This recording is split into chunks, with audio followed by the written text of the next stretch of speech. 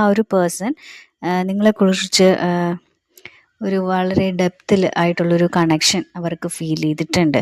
അപ്പോൾ may be അതൊരു soul ലെവലിൽ നല്ലൊരു വലിയ രീതിയിലുള്ളൊരു അട്രാക്ഷൻ ആയിരിക്കാം. പക്ഷേ അതിനെ എങ്ങനെ ഹാൻഡിൽ ചെയ്യണമെന്നോ അതിനെ എങ്ങനെയൊക്കെയാണ് ഈ ഒരു റിലേഷൻഷിപ്പ് കൊണ്ടുപോകണമെന്നോ എന്നൊന്നും ഈ ഒരു പേഴ്സണ് വളരെ വ്യക്തമായിട്ടുള്ളൊരു ധാരണയും കാര്യവുമില്ല. കാര്യം എന്ന് വെച്ചാൽ വളരെ ഇമോഷണലി ഇപ്പോൾ ചിലപ്പോൾ മേ ബി നിങ്ങൾ രണ്ടുപേരും ഡിഫറെൻറ്റ് പാർട്ട്നേഴ്സ് ഉള്ള ആൾക്കാരായിരിക്കാം, അതല്ല എങ്കിൽ സിംഗിളായിട്ടുള്ള പേഴ്സൺസും ആയിരിക്കും. പക്ഷേ നിങ്ങളുടെ സാഹചര്യം കാര്യങ്ങളൊക്കെ എടുത്ത് തന്നെ ഈ ഒരു വ്യക്തിക്ക് നിങ്ങളോട് നല്ല രീതിയിൽ നിങ്ങൾക്കുള്ളതുപോലെ തന്നെ നല്ലൊരു ഡെപ്തും കാര്യങ്ങളൊക്കെ ഉണ്ട്. പക്ഷെ നിങ്ങൾക്ക് ഈ ഒരു റിലേഷൻഷിപ്പിനെ പറ്റി വ്യക്തമായിട്ടുള്ള ധാരണയുണ്ട്. പക്ഷെ ഈ ഒരു വ്യക്തിക്ക് അത് എങ്ങനെയാണ് ഇതിനെ ഹാൻഡിൽ ചെയ്യണത്, അതായത് ഒരുപാട് അങ്ങ് അട്രാക്റ്റഡ് അല്ലെങ്കിൽ ഒരുപാട് ഇമോഷണലി കണക്റ്റഡ് ആകുമ്പോൾ പേടി, മനസ്സിലായോ? ആദ്യമായിട്ട് എനിക്ക് ഒരാളോട് ഇങ്ങനെ തോന്നുന്നു, അങ്ങനെയൊക്കെ ഒരു ചിന്താഗതികളൊക്കെ ഉണ്ടല്ലോ.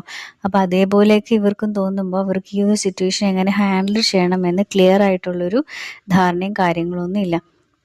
അതുകൊണ്ട് തന്നെ അവരുടെ മൈൻഡിൽ ഈ ഒരു റിലേഷൻഷിപ്പ് തുടരണോ അല്ലെങ്കിൽ ഞാൻ ബാക്കിലേക്ക് പോകണോ എന്നൊക്കെ ഒരു ഡൗട്ട് വളരെ സ്ട്രോങ് ആയിട്ട് നടക്കുന്നുണ്ട്. നിങ്ങൾ ചിലപ്പോൾ സംസാരിക്കുന്ന ആൾക്കാരായിരിക്കാം, അതല്ല എങ്കിൽ ഇഷ്ടമുണ്ടെന്ന് അറിഞ്ഞിട്ടും തമ്മിൽ തമ്മിൽ പറയാതെ അല്ലെങ്കിൽ കൂടുതൽ രീതിയിൽ കണക്ട് ചെയ്യാത്ത ആൾക്കാരുടെയും എനർജി നമുക്കിവിടെ ഫീൽ ചെയ്യുന്നുണ്ട്.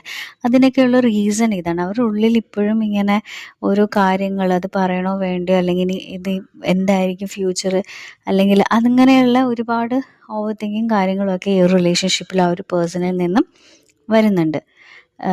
അതുപോലെ തന്നെ ഈ ഒരു വ്യക്തിക്ക് നിങ്ങളോടുള്ള ഇഷ്ടം വളരെ സത്യമായിട്ടുള്ളൊരു ഇഷ്ടമാണ്.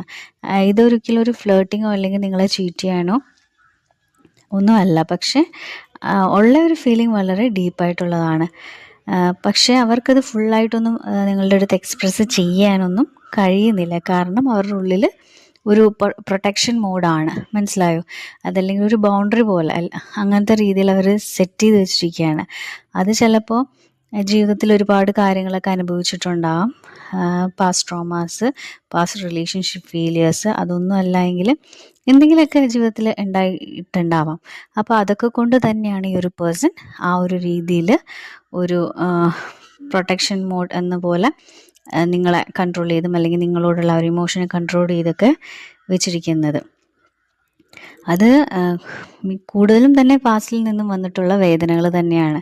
അപ്പോൾ അതൊക്കെ കൊണ്ട് തന്നെ ഈ ഒരു പേഴ്സണ് ട്രസ്റ്റ് ഇഷ്യൂസ് നല്ലതുപോലെ ഉണ്ട്, അല്ലെങ്കിൽ ഒരു വലിയൊരു ഇമോഷണലി ബ്ലോക്കേജസും കാര്യങ്ങളുമൊക്കെ ഈ ഒരു വ്യക്തിയുടെ ഉള്ളിലുണ്ട്.